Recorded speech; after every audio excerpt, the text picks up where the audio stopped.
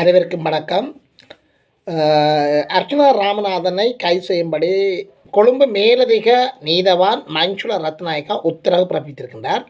அதுவும் யாழ்ப்பாணத்தில் உள்ள போலீஸ் சிரேஷ்ட அத்தியஸ்தர் ஊடாகத்தான் இந்த பிடியாணை பிறப்பித்திருக்கின்றார். இதைவிட டாக்டர் அர்ச்சனா தன்னுடைய தனிப்பட்ட பாதுகாப்பை கோரியுள்ளார் பாராளுமன்றத்தில்.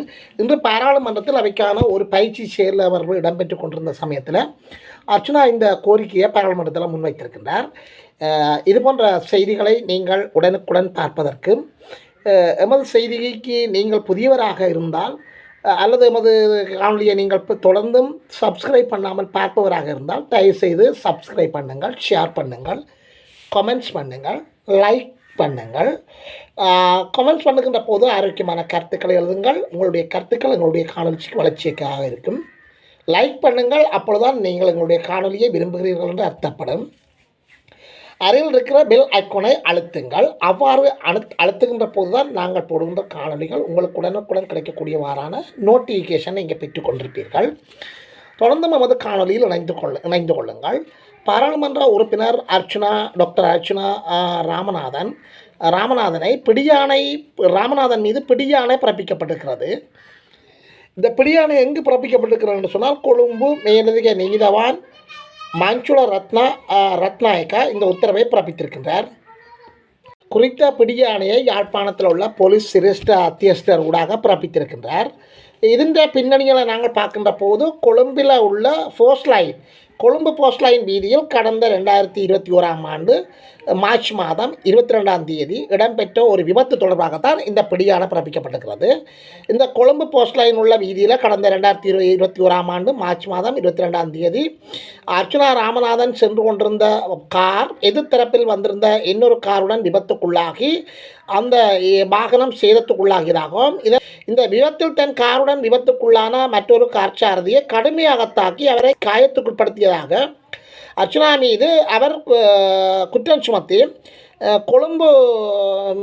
கொழும்பு மேலதிக நீதிமன்றத்தில் அவர் வழக்கு தாக்கல் செய்திருக்கின்றார். இந்த சம்பவம் தொடர்பாக வழக்கு இன்று விசாரணைக்கு எடுத்துக்கொள்ளப்பட்டது.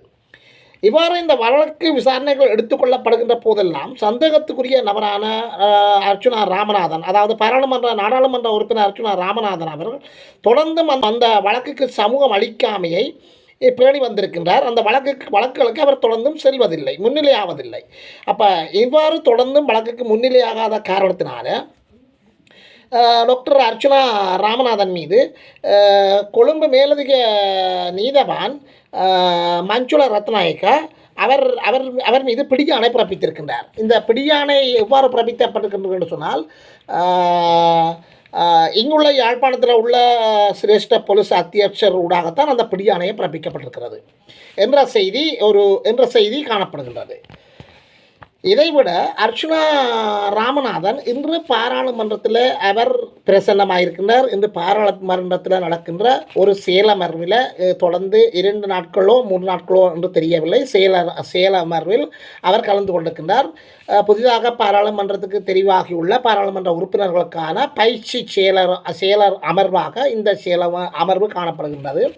பாராளுமன்ற நடைமுறைகள் சம்பிரதாயங்கள் உள்ளடக்கியதாக இந்த பயிற்சி செயலர் அமர்வு புதிதாக அந்த பாராளுமன்றத்துக்கு தெரிவாகியுள்ள பாராளுமன்ற உறுப்பினர்களுக்காக தொடர்ச்சியாக செயற்பட்டு கொண்டு இந்த பயிற்சி செயலர்கள் நடைபெற்று வருகின்றது. இந்த நிகழ்வில் அர்ச்சுனா ராமநாதன் கலந்து கொள்கின்ற போது அர்ச்சுனா ராமநாதன் ஒரு கோரிக்கையை பாராளுமன்றத்தில் முன்வைத்திருக்கின்றார். அதாவது தனக்கு ஒரு பாதுகாப்பு வேண்டும் என்ற கோரிக்கையை முன்வைத்திருக்கின்றார். அதாவது நாடாளுமன்ற உறுப்பினர் தனக்கு தனிப்பட்ட பாதுகாப்பு சம்பந்தமான ஒரு கோரிக்கையை முன்வைத்திருக்கின்றார். நாடாளுமன்ற உறுப்பினர் அர்ச்சுனா ராமநாதன் தனக்கு வெளியில் நடமாட முடியாது அச்ச நிலைகள் காணப்படுவதாகவும் தனக்கு உயிர் அச்சுறுத்தல் நிலவுவதாகவும் ஆகவே தனக்கு தனிப்பட்ட பாதுகாப்பு சம்பந்தமான கோரிக்கையை இன்றைய செயலமர்வின் போது நாடாளுமன்றத்தில் அவர் விடுத்துள்ளார். இதன்போது நாடாளுமன்ற உறுப்பினர் ஒருவர் தன்னுடைய தனிப்பட்ட பாதுகாப்பை கோருவதற்கான உரிமை அவருக்கு முழுமையாக இருக்கின்றது.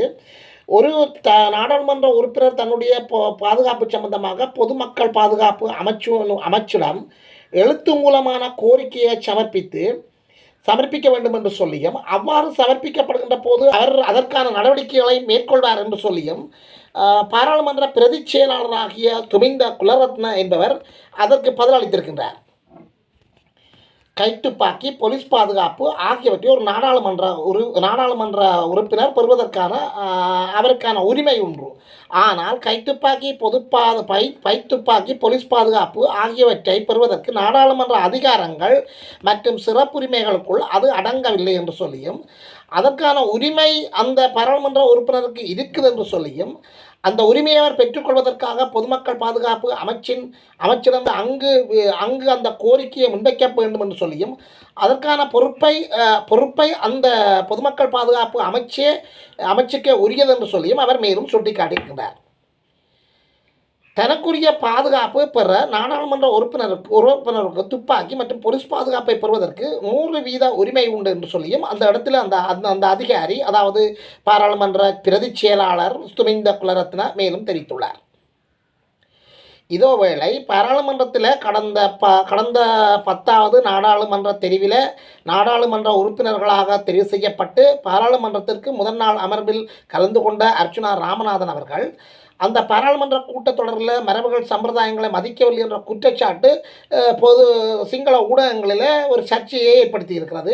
இது தொடர்பில் தன்னுடைய கவனக்குறைவாலும் எதிர்க்கட்சியின் ஆசனத்தில் தான் அமர்ந்ததாகவும் அதற்கான தான் மன்னிப்பை கோருவதாகவும் இன்றைய செயலமர்வின் போது அர்ச்சுனா ராமநாதன் அவர் தன்னுடைய கோரிக்கையை அந்த பாராளுமன்றத்தில் முன்வைத்திருக்கின்றார். இந்த கோரிக்கை அங்கே பாராளுமன்றத்தில் ஏற்றுக்கொள்ளப்பட்டதாக அங்கிருந்து வருகின்ற தகவல்கள் தெரிவிக்கின்றன. புதிதாக நாடாளுமன்றத்துக்கு தெரிவான உறுப்பினர்களுக்கான பயிற்சி செயலமர்வின் போதே மேற்படி மன்னிப்பை கோரியுள்ளார்.